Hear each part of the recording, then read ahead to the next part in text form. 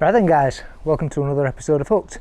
My name's John Murray and I'm an angling addict, and today I'm doing a bit of a throwback talk on some of my old rods. Some are current versions, but just thought I'd take you through some of the commercial rods that I've got over the years. So I guess starting out, this is where it all really began, and this is the Drennan DRX Power Carp Waggler.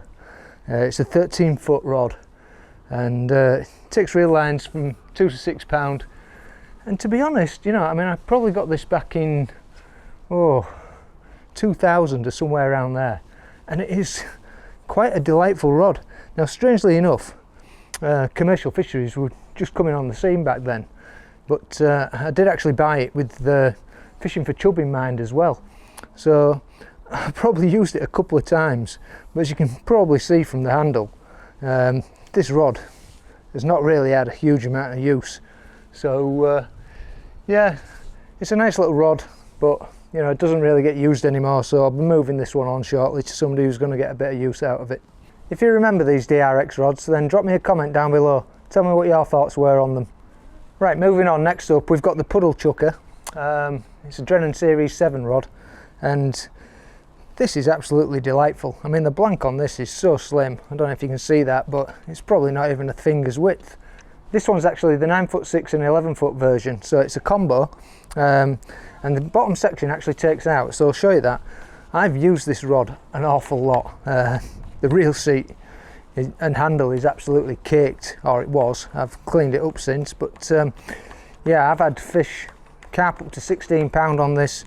I've even used this in the 11-foot mode on the Trent, just when I've gone down barbelling and took a little rod just to fish for silvers and the likes. Ended up catching a big bag full of bream on it, fished a 7 pound out of the Trent, so it's a really versatile rod. So what you actually do with this one, the handle section comes out, and you can take this bottom part off, and you get an entire, when I find the joint, you get an entire longer section which converts it into an 11-foot. So we'll pop that one in there. Handle back on.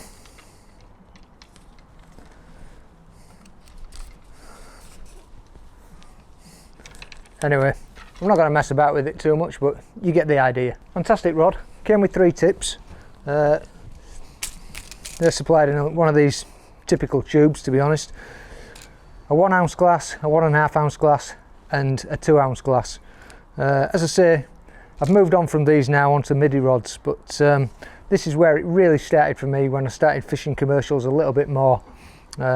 Probably about a decade or so ago, maybe 12 years now. Wasn't really that big on commercials.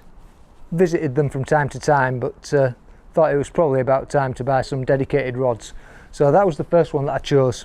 Usually I'd fish it in the 9.5-foot mode on commercial fisheries. I don't fish anywhere that's that large, so yeah, I've never been to Baston or anywhere like that.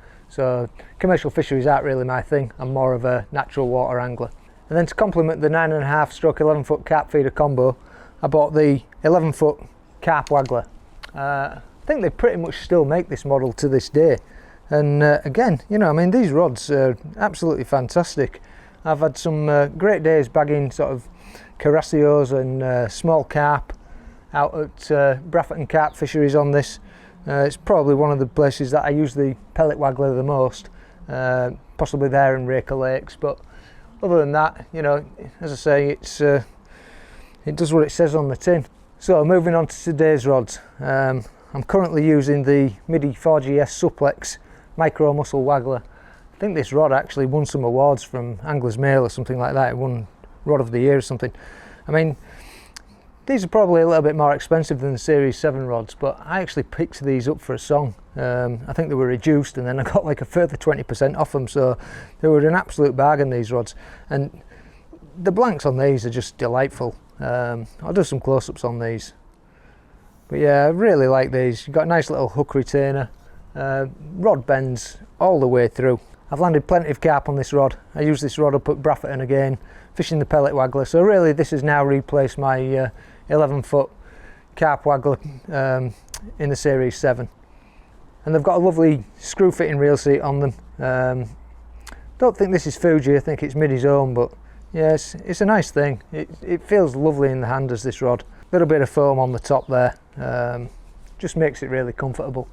And finally I've got a Middy 4GS bagging distance feeder, another suplex rod.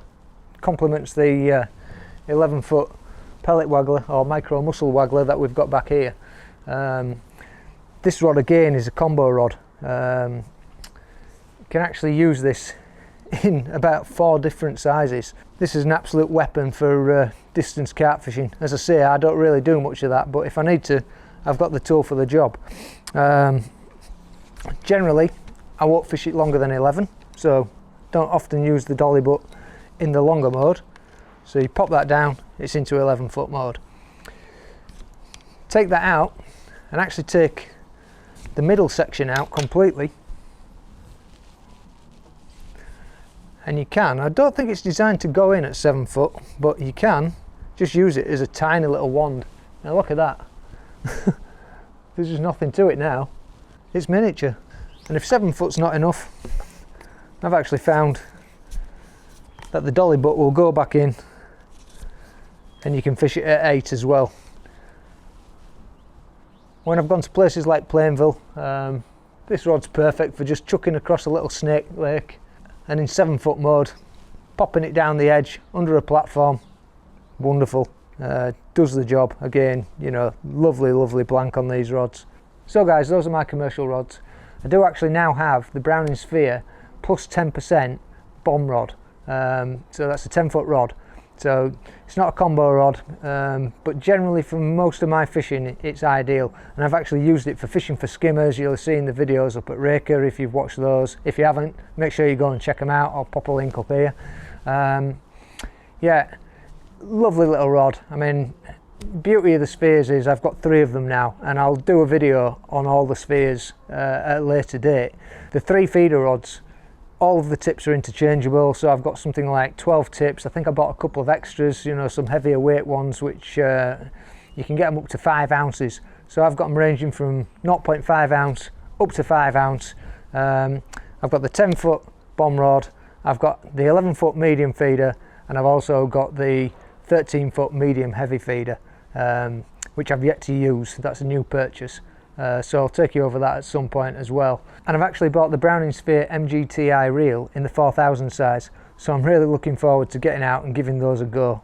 Right guys, if you enjoyed this little nostalgia video, an insight into some of the tackle that I've used over the years, some of the tackle that I'm using going forwards, then do consider giving me a thumbs up, subscribing to the channel if you haven't already, and hit that notification bell so you don't miss an episode every time I upload one.